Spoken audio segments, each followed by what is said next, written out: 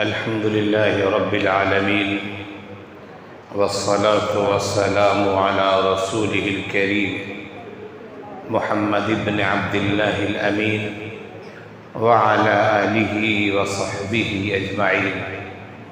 أما بعد فإن الله تعالى قال: أعوذ بالله من الشيطان الرجيم بسم الله الرحمن الرحيم كنتم خير أمة أخرجت للناس تأمرون بالمعروف وتنهون عن المنكر وتؤمنون بالله صدق اللہ العظیم. میرے عزیز طلباء، نوجوان دوستوں اور ساتھیوں اور میرے دینی بھائیوں، اللہ تعالیٰ نے انسانوں کو ایک بہت اہم نعمت عنایت کی ہے. یوں تو اللہ تعالیٰ کی بہت ساری نعمتیں ہیں. فَبِأَيِّ آلَاءِ رَبِّكُمَا تُكَذِّبَانِ، اے انسان اور جنات، تم اپنے رب کی کن کن نعمتوں کا انکار کرو گے؟ اللہ تعالیٰ کی ایک دو نہیں، سینکڑوں، ہزاروں، کروڑوں نعمتیں ہیں جو اس کائنات میں ہے اور ہم اور آپ اس سے فائدہ اٹھا رہے ہیں. ایک بڑی نعمت جو اللہ تعالیٰ کی جانب سے ہے ان تمام نعمتوں میں، وہ ہے کتاب ہدایت کا نازل کرنا. قرآن کریم کتاب ہدایت ہے. انبیاء کرام کے آنے کا سلسلہ بند ہو چکا ہے، لیکن یہ آخری دین جو قیامت تک باقی رہنے والا ہے، جسے ہم اور آپ دین اسلام کہتے ہیں، اللہ تعالیٰ نے بھی اسے دین اسلام کہا ہے.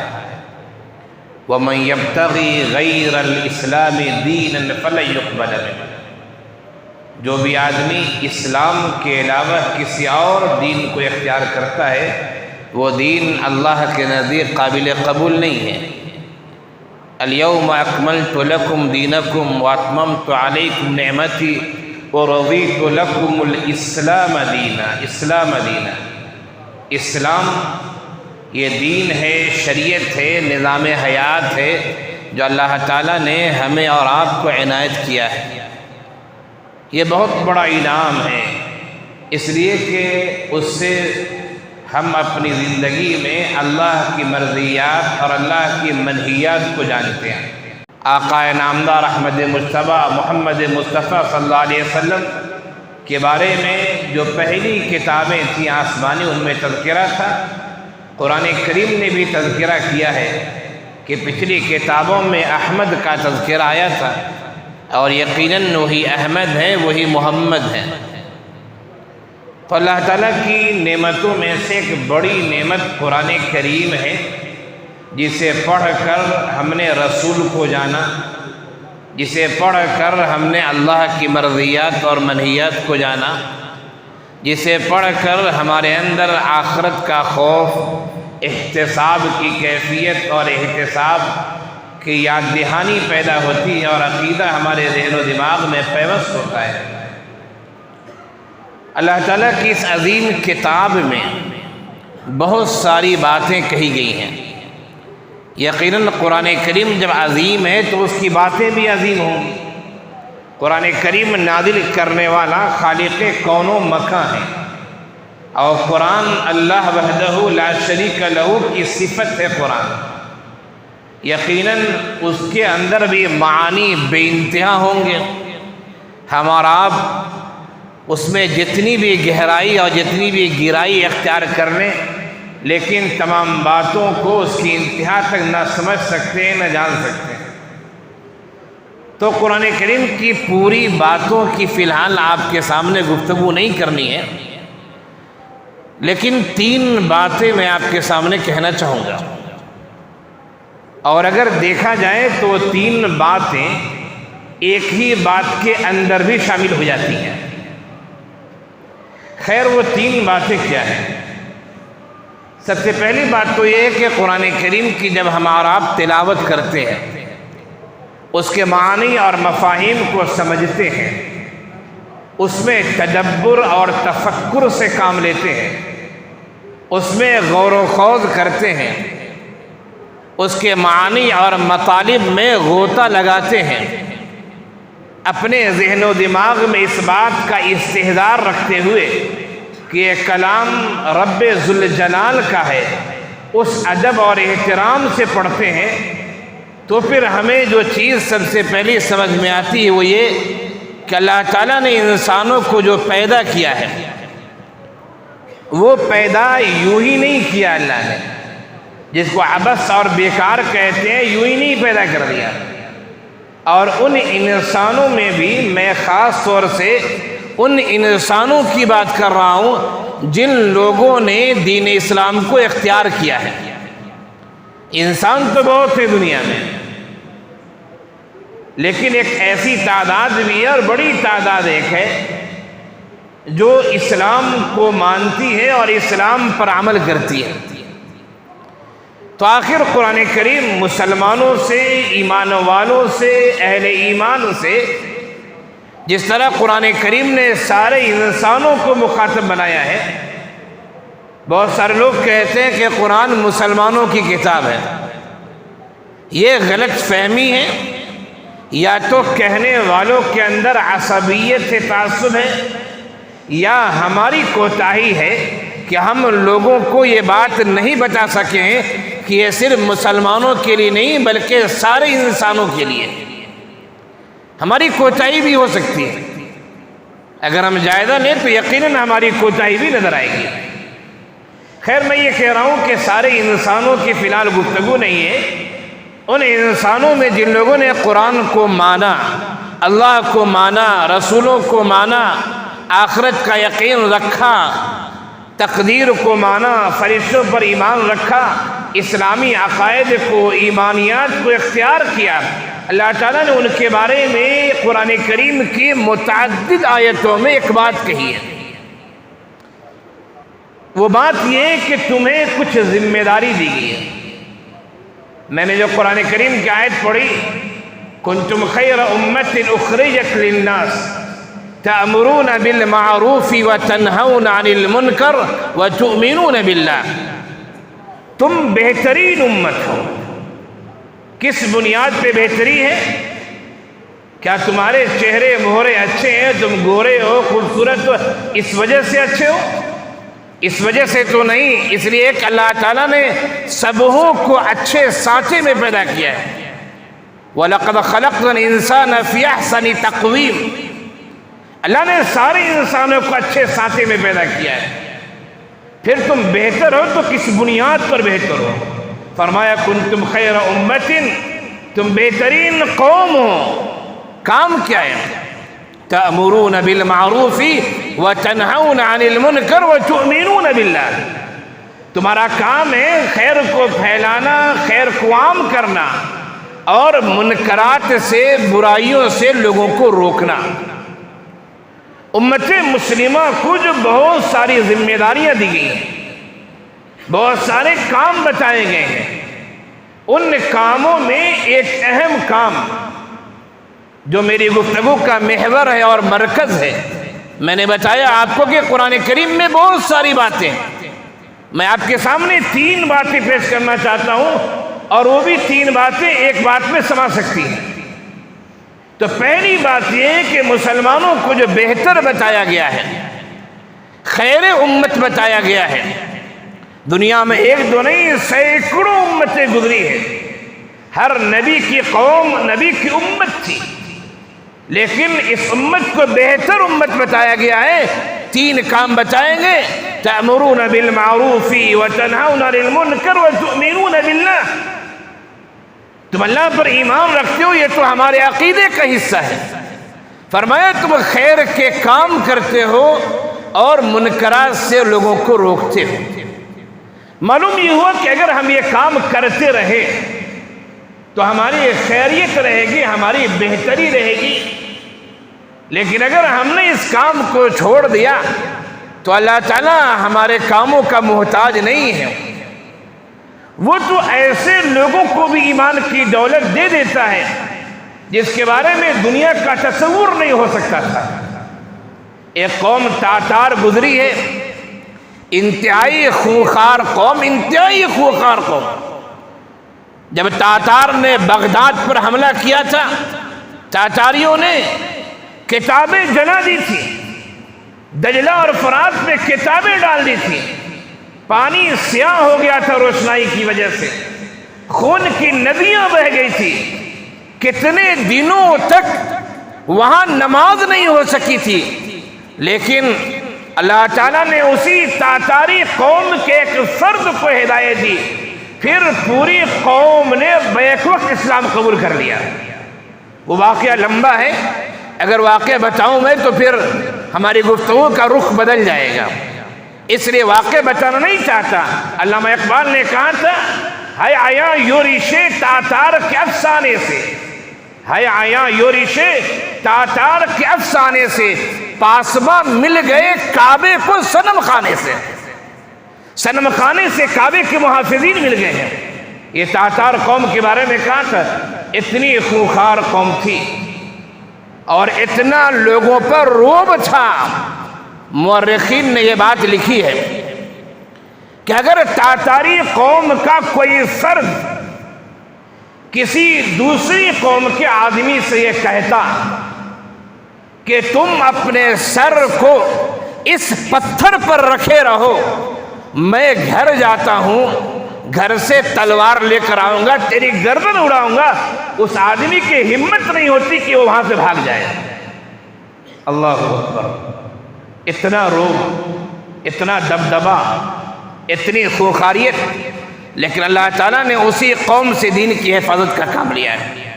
تو میں یہ کہہ رہا تھا کہ اللہ تعالیٰ نے ہمیں اور آپ کو خیر امت بنایا ہے، تو ہماری ذمہ داری ہے، اس ذمہ داری کو ہمیں اور آپ کو نبھانا چاہیے۔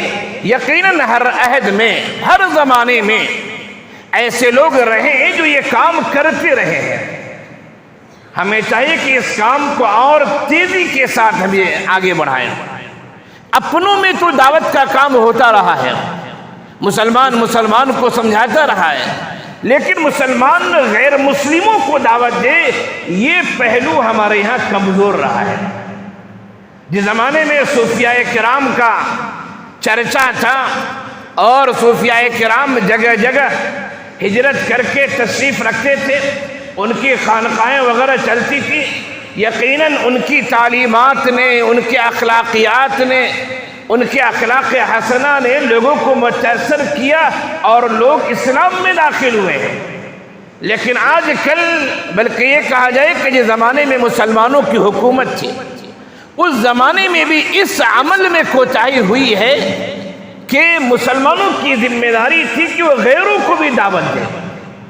یہ اللہ تعالیٰ نے جو ہمیں دین کی دولت دی، یہ امانت ہے، یہ ہمارے سینوں میں امانت ہے۔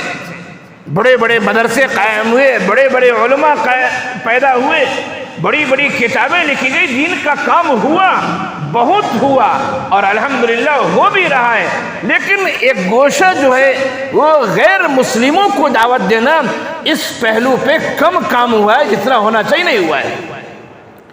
اس پہلو پہ ہمیں اور آپ کو توجہ دینے کی ضرورت ہے۔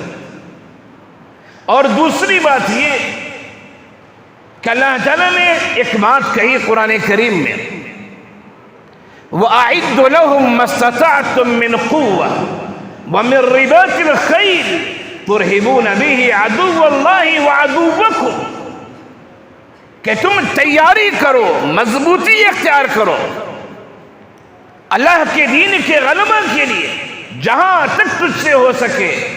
کیوں؟ تُرْهِبُونَ بِهِ عَدُوَّكُمْ عَدُوَّ اللَّهِ وَعَدُوَّكُمْ، تاکہ تم اللہ کے دشمنوں کو بھی ڈراؤ اور اپنے دشمنوں کو بھی ڈراؤ۔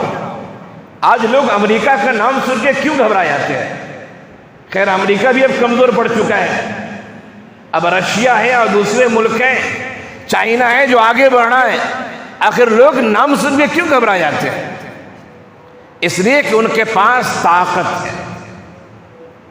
ہماری حکومتوں نے، جو مسلم حکومتیں نہیں ہیں، ابھی بھی جو عرب ممالک یا مسلم ممالک ہیں، اس نقطۂ نظر میں بہت کوتاہی اور بہت کمی ہوئی ہے۔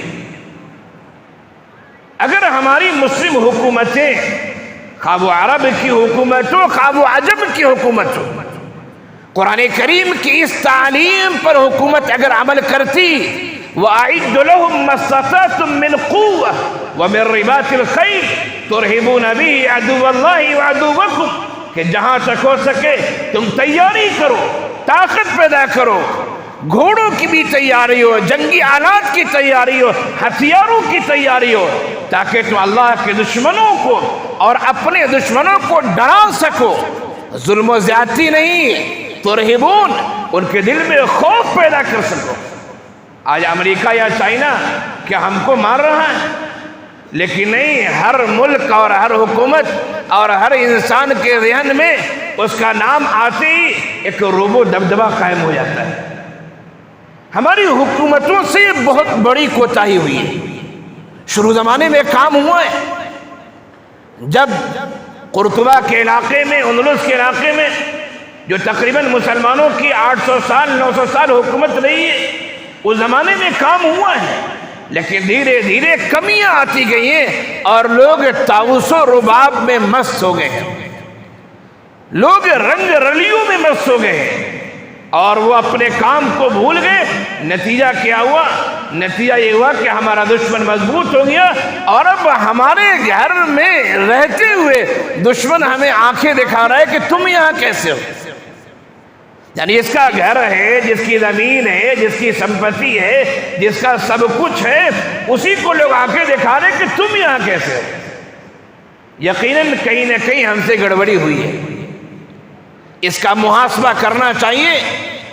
آج بھی بڑی بڑی حکومتیں، جو مسلم حکومتیں ہیں، وہ غیروں سے کیوں ڈر رہی ہیں؟ گنی چنی ایک دو حکومت ہے، ایک دو حکومت ہے جو آج بھی آنکھوں میں آنکھیں ڈال کر باتیں کرنے کے لیے تیار ہے۔ اس کے اندر ایمانی قوت، ایمانی جوش ہے، جذبہ ہے، اللہ کی ذات پر توکل ہے، بھروسہ ہے، اور کچھ انہوں نے دنیا کے لحاظ سے تیاری بھی کی ہے، وہ آنکھوں میں آنکھ ڈال کر بات کر رہے ہیں، لیکن وہ اتنے کم ہے کہ اس سے کام چلنے والا نہیں ہے۔ تو دوسری بات جو قرآن کریم نے کہی تھی، تیاری کی تاکہ دشمن کے اندر ہیبت رہے، خوف رہے، اس میں بھی بہت بڑی کوتاہی ہوئی ہے۔ اور ایک تیسری بات قرآن کریم نے یہ کہی کہ انما المؤمنون اخوہ، مومن بھائی بھائی ہیں، اور ہمارے نبی نے فرمایا تھا مثل المؤمنین فی توادہم وتراحمہم وتعاطفہم کمثل الجسد الواحد اذا اشتكى منه عضو تداعى له سائر الجسد بالسہر والحمى۔ فرمایا مومنوں کی مثال ایک جسم کی مثال ہے، ایک جسم کے کسی بھی عضو میں تکلیف ہو سارا جسم بے چین ہو جاتا ہے۔ آپ کے پاؤں میں کانٹا چبھا ہے، نیند نہیں آتی ہے، نیند آنکھ سے آتی ہے، پاؤں سے نہیں آتی ہے۔ آپ کے پیٹ میں درد ہے، آپ کو نیندیں نہیں آ رہی ہے۔ آپ کے سر میں درد ہے، آپ کو نیند نہیں آ رہی ہے۔ آپ کو کوئی ٹینشن ہے، گھریلو ٹینشن ہے، ادارے کا ٹینشن ہے، دوست و احباب کا ٹینشن ہے، نیند نہیں آ رہی ہے۔ جسم کے ایک عضو کو پریشانی ہے لیکن سارا جسم بے چین رہتا ہے۔ آپ کے پیٹ میں درد ہے، آپ دوا لانے جاتے ہیں، پاؤں چل کے جاتا ہے، پاؤں کہے گا میں کیوں چلوں، درد پیٹ میں، پیٹ تم جاؤ دوا لے کے آؤ، میں پاؤں میں کیوں چلوں گا؟ ایسا نہیں ہے۔ جسم کے ایک عضو کو تکلیف ہوتی ہے، پاؤں کہتا ہے قدم بڑھاؤ میں تمہارا ساتھ دوں گا، آنکھیں کہتی ہے راستہ دیکھو میں راستہ بتاؤں گا، ذہن و دماغ کہتا ہے کہ دکان دیکھو، کون سی دکان سے تمہیں دوا لینی ہے، علاج کرانا ہے، میں دکان کی رہنمائی کراؤں گا۔ پیٹ میں درد ہے، دماغ بھی آپ کا کام کر رہا ہے، آنکھیں بھی راستہ بتا رہی ہیں، پاؤں بھی چل رہا ہے، ہاتھ بڑھا کر اپنی جیب سے پیسے بھی دے رہے ہیں، دوا بھی لے رہے ہیں، تکلیف پیٹ کو ہے، تعاون سب کا ہے۔ ایک بہت بڑی کوتاہی یہ ہوئی ہے، اور یہ برٹش حکومت اور فرانس کی یہ چال تھی کہ ان لوگوں نے مسلمانوں کی حکومتوں کو بانٹ دیا ہے۔ قومیت عربیہ کا نعرہ لگایا گیا، اور قومیت عربیہ کو اسلام کا دین کا درجہ دیا گیا۔ ترکی کی حکومت توڑی گئی کہ تمہارے نبی نے کہا تھا الائمۃ من قریش، حاکم اعلیٰ جو ہوگا وہ قریش سے ہوگا، ترکی عرب نہیں ہے، وہ عجم ہے، ترکی ہم پر حکومت کیوں کرے گی؟ نعرے لگائے گئے قومیت عربیہ کے، کتنی باتیں اٹھائی گئیں، اور پھر جو ایک بڑا ملک تھا وہ کتنے چھوٹے چھوٹے ملکوں میں بٹ گیا۔ ہر آدمی اپنی حکومت پر خوش ہے کہ ہمیں حکومت مل گئی ہے، ہم بادشاہ بن گئے ہیں۔ ٹھیک ہے، آپ خوش ہیں اپنی جگہ پہ، لیکن آپ کو امت اسلامیہ کا درد ہونا چاہیے۔ آپ اگر دنیا کے کونے میں رہتے ہیں اور دوسرا مسلمان دنیا کے دوسرے کونے میں رہتا ہے، اگر آپ کو معلوم ہے کہ اس مسلمان پر ظلم ہو رہا ہے، آپ کی ذمہ داری ہے بحیثیت مسلمان کہ آپ آواز اٹھائیں کہ وہ مسلمان میرا بھائی ہے، تو اس پر ظلم کیوں کر رہے ہو؟ اس میں بہت کوتاہیاں ہوئی۔ آج ہمارے ملک میں جگہ جگہ موب لنچنگ جو ہو رہی ہے، جگہ جگہ امن کی جگہ کو ویران کر دیا جا رہا ہے۔ ہماری مسلم حکومتیں کیوں نہیں بولتی؟ ان کو خود اپنی حکومت کی پڑی ہوئی ہے، وہ خود مادیت کی پجاری ہو چکی ہے، اس کو خود اپنا عہدہ اور منصب چاہیے، اسے دوسرے مسلمانوں سے کوئی مطلب نہیں ہے۔ یہ بہت بڑی کوتاہی ہے جس کی وجہ سے پوری امت کا نقصان ہو رہا ہے۔ پڑوس کے گھر میں اگر آگ لگی ہے، آپ آرام سے بیٹھے ہوئے ہیں کہ پڑوس تو میرا دشمن ہے، گھر جل رہا ہے، ہمیں کیا لینا دینا، لیکن وہ ذات وحدہ لا شریک جو آپ کا بھی رب ہے، پڑوس کا بھی رب ہے، وہ جو رحمان اور رحیم ہے، وہ یقیناً قہار اور جبار بھی ہے، وہ ظلم کو پسند نہیں کرتا ہے۔ آپ تماشائی بنے ہوئے دیکھ رہے، وہی رب ہوا کے رخ کو بدلے گا تو پڑوس کے گھر کے جلنے سے پہلے آپ کا گھر آپ کی لپٹ میں آ جائے گا اور آپ دیکھتے ہی رہ جائیں گے۔ ظلم کے خلاف آواز اٹھانا جس طرح افراد کی ذمہ داری ہے، وہ اپنی زبان سے اظہار کرے، اپنے قلم سے اظہار کرے، اپنی تحریر سے اظہار کرے، اسی طرح حکومتوں کی بھی ذمہ داری ہوتی ہے کہ حکومتیں ظلم کے خلاف آواز اٹھائیں، اور خاص طور سے جو مسلمان ہیں۔ آج تو چھوٹا سا کوئی واقعہ ہوتا ہے پوری دنیا میں بات پھیل جاتی ہے۔ ضرورت ہے کہ مسلمان اسلام کے رشتے کو اور ایمانی اخوت کو سمجھے۔ اس میں بھی بہت بڑی کوتاہی ہوئی ہے، ہو رہی ہے۔ جتنی زیادہ کوتاہی ہوگی، یاد رکھیے ہم اتنے ہی زیادہ پسپا ہوتے رہیں گے، اور ایک نہ ایک دن ان کی حکومتیں بھی جائیں گی جو تماشائی بنے ہوئے کچھ نہیں بولتے۔ عرب حکومتیں بول نہیں سکتی، مسلم حکومتیں بول نہیں سکتی، وہ اپنا احتجاج درج کرا سکتی ہیں، ایکسپورٹ امپورٹ کے مال کو روک سکتی ہیں، وہ سفیر کو بلا کر، امبیسڈر کو بلا کر اپنا غصہ اور اپنا احتجاج لکھا سکتی ہے، لیکن سب خاموش تماشائی بنے ہوئے۔ جل رہا ہے، جلنے دو، ہمیں کیا ہے، ہمیں کیا ہے۔ جب بازو والا جل جائے گا اس کے بعد آپ ہی کی جلنے کی باری آئے گی، آپ کا گھر خاموش نہیں رہے گا۔ خلاصہ کلام یہ کہ دوستو، قرآن کریم میں بہت ساری باتیں ہیں، میں نے 3 باتیں آپ کے سامنے کہیں۔ امت مسلمہ کو خاص طور سے امر بالمعروف اور نہی عن المنکر کی طرف توجہ دینے کی ضرورت ہے۔ امر بالمعروف پر ہم تو کام کرتے ہیں، نہی عن المنکر پر کام نہیں ہو رہا ہے۔ اور پھر میں نے کہا ہم اپنوں میں کام کرتے ہیں، ہمیں غیروں کو بھی بتانا ہے کہ یہ دین اور یہ کتاب تمہارے لیے بھی ہے۔ کام ہو رہا ہے لیکن اسے وسعت کی ضرورت ہے۔ اور دوسری بات کہ حکومتوں کو خاص طور سے وَأَعِدُّ لَهُمْ دفاعی طاقت ہونی چاہیے، جنگی طاقت ہونی چاہیے۔ یہ حکومتوں کی ذمہ داری ہے کہ مضبوط کریں۔ اور تیسری بات یہ کہ ایمانی رشتہ، اسلامی رشتے کو ہم سمجھیں، اس کا احترام کریں۔ کسی بھی مسلمان کو کوئی تکلیف ہوتی ہے، ہم اسے اپنی تکلیف سمجھیں۔ اسلام تو مسلمان کی نہیں بلکہ تو عام انسانوں کی بات کرتا ہے۔ من لا یرحم لا یرحم، جو رحم نہیں کرتا اس پر رحم نہیں کیا جاتا۔ فرمایا ارحموا من فی الارض यरहमुकुम मन फिस समा, तुम ज़मीन वालों पर रहम करो, वो कोई भी दीन से हो, किसी भी धर्म से हो, इंसान हो गैर इंसान हो, तुम उस पर रहम करो, रब तुम पर रहम करेगा। लेकिन आज सब खामोश है। अल्लाह ताला हम सब के अंदर एहसास पैदा कर दे। एहसास, ये एहसास बहुत बड़ी चीज़ है। एहसास अगर बेदार है तो इंसान आज न कल कुछ काम कर बैठेगा, लेकिन एहसास ही मुर्दा हो चुका है। क़ुव्वत फ़िक्र अमल पहले फना होती है, क़ुव्वत फ़िक्र अमल पहले फना होती है, तब किसी कौम की शौकत पे ज़वाल आता है। पहले इंसान की सोच, इंसान की अक्ल, इंसान की फिक्र ख़त्म हो जाती है, धीरे धीरे धीरे धीरे उसका मेयार गिर जाता है। क़ुव्वत फ़िक्र अमल पहले फ़ना होती है, तब किसी कौम की शौकत पे ज़वाल आता है।